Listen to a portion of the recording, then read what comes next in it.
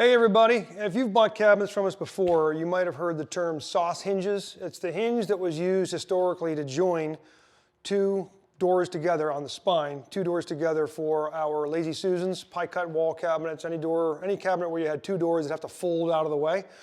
We don't like the sauce hinge anymore, so we're beginning to use a new hinge from Bloom. We want to show you how that installs. It's pretty straightforward. Let me walk you through the parts first, then we'll go into the installation of it itself, and it's not, in my mind, it's not near as difficult as the sauce hinge, and it gets you a much more adjustable operation. Now, the reason we don't like the sauce hinge is because there is no adjustability. When you install inset cabinets particularly, when you install two doors inside of one opening, if you can picture a pie cut wall cabinet, you've got a pie cut and two doors are filling that one angular opening. The problem is there's a lot of weight with those two doors hanging on those sauce hinges that are joining the two doors together, and you can't adjust it up. So we have a real hard time getting the gaps consistent. If you're insistent upon using a Lazy Susan cabinet in your inset installation, these hinges are about the only way I'd go. But we're beginning to use them for all of our Lazy Susan and wall pie cut applications. So, all right, let's get started. So what I've got here, each Lazy Susan cabinet is going to come with 2 packs of hinges. Here's the unopened one. And what is in there are 2 hinge plates. I'll show you how to use all these in a moment. 2 hinge plates, 2 hinge bodies, and then 8 screws. I believe it's 8. A bunch of screws, all the screws you'll need. So I'm going to show you how to put these on now, but there's a couple of other things you're going to need. One is a drill. We like to use, you can buy them at Lowe's or Home Depot. It's a self-centering drill bit, so when you put it into a hole, such as in your hinge, it'll force the drill bit to the center of that hole. But if all you have is a normal drill, that's fine. You can use a pencil and then just take the hinge off and pre-drill it. I'll show you that operation in a minute. And then of course you need a Phillips head drill bit, and you can use the same drill. We tend to use the impact driver to drive the screws in, and the drill is a separate device. The other thing I use to square the doors up is just a square of some sort. It can be anything square, and I'll show you that in a moment. Doors themselves, you're going to have one door that's going to have this kind of half circle cut off the edge of the door, and then your normal hinge. This hinge hole is the one that is used to mount the 2 doors to the one side of the cabinet. So we're not talking about that. We're going to be working on this hinge hole. The other cabinet door has no hinge boring at all, just a clean door, okay? So what we do is I like to have a piece of plywood, 3/4 thick. You can use another door as long as you pad it. Just got to be something that's 3/4 thick. The reason that's important, you'll see it in a second, is this door needs to start off 3/4 of an inch higher than this one to make this operation work. So just pad that surface, because you've got this door face down, pad that surface with some of your white foam.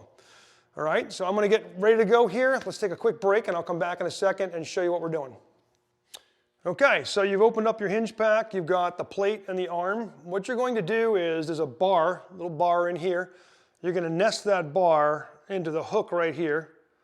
Nest it in and just press it till it snaps. And now that's an assembly.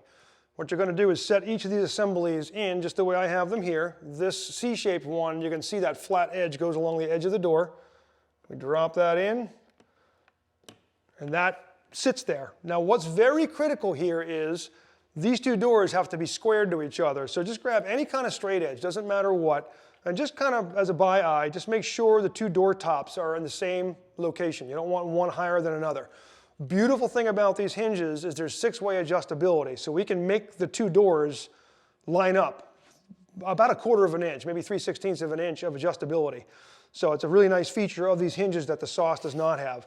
Now what I've got to do is mount all this to the door. So if you don't have one of these centering bits, which are about $8 or $10 at Lowe's, I would suggest getting one. If you don't have one, just take your pencil and mark your holes. There's 4 holes. You can do that, take the assembly back off, run your pre-drill with your normal drill bit, put the assembly back on and run your screws in. I've got the screws laid out here. I'm going to use my centering bit because I like that better, and you can see how that works. And the way that does work is you have a collar. That collar retracts as you press it in to expose the drill bit, and the collar is tapered and it forces itself into that screw hole, so it's going to make sure my screw holes are centered, or my pre-drills are centered. So I'm going to hold this firmly, put my collar in there and press. It controls how deep I run it as well. And just so I don't get any drift, I'm going to mount that hinge to that door now. with my supplied screws.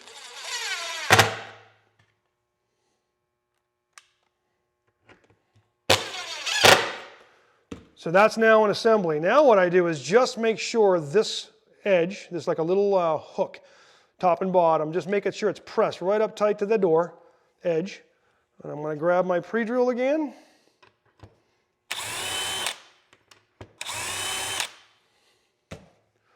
Grab my 2 screws.